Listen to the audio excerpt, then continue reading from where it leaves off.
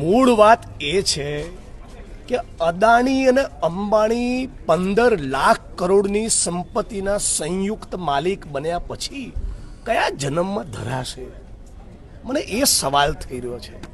એક કરોડપતિ, અરબપતિ, ખરબપતિ માણસની ભૂખ, એની પૈસાની વાસના સંતોષાતી કેમ નથી? જ્યારે દ્વારકાના, જામનગરના, ટંકારાના, મોરબીના ખેડૂતો એક સૂરે કહે છે, બી અમારી મરજીની વિરુદ્ધ અમારા ખેતરમાં તમારી પૈસાની હવસ માટે લાઈન ના નાખો તો કંપનીવાળાએ પ્રોજેક્ટ લઈને ઘેર જતા રહેવાનું હોય. અને કંપનીવાળા માનતા ના હોય તો ભારતીય જનતા પાર્ટીની જે સરકાર ગાંધીનગરમાં બેઠી છે એણે અને જિલ્લા કલેક્ટર તંત્રે કંપનીવાળાને સીધા કરવાના હોય.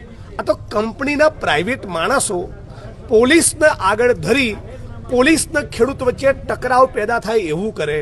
ખેડૂતોએ રેલીઓ કરવાની, ધરણા કરવાના, અરજીઓ કરવાની, આવેદનપત્રો આપવાના, આજીજીઓ કરવાની, ટ્રેક્ટર રેલી કાઢવાની, હાઈકોર્ટમાં જવાનું, સુપ્રીમ કોર્ટમાં જવાનું. આવી લોકશાહી હોય? રવિશંકર મહારાજ, ઇન્દુલાલ યાજ્ઞિક, ગાંધી અને સરદારનું ગુજરાત આવું હોય?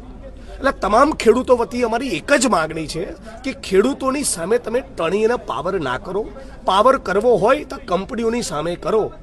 એક ગામની અંદર કલેક્ટરશ્રીની સમક્ષ લોકોએ રજૂઆત કરી કે કંપનીવાળા ફૂલ દાદાગીરી કરતા હતા. આ બિલકુલ યોગ્ય નથી. આપણું ગુજરાત આવું ના હોવું જોઈએ. અને તમારે ખરેખર આટલી બધી ઉતાવળો હોય તો દરેક ખેડૂત જેના ખેતરમાંથી તમે વીજ લાઈન કાઢવાના છો 5-5 કરોડ જમા કરાવી દો ને એમના ખેતર, એમના એકાઉન્ટ પેલા વાત પતી જાય.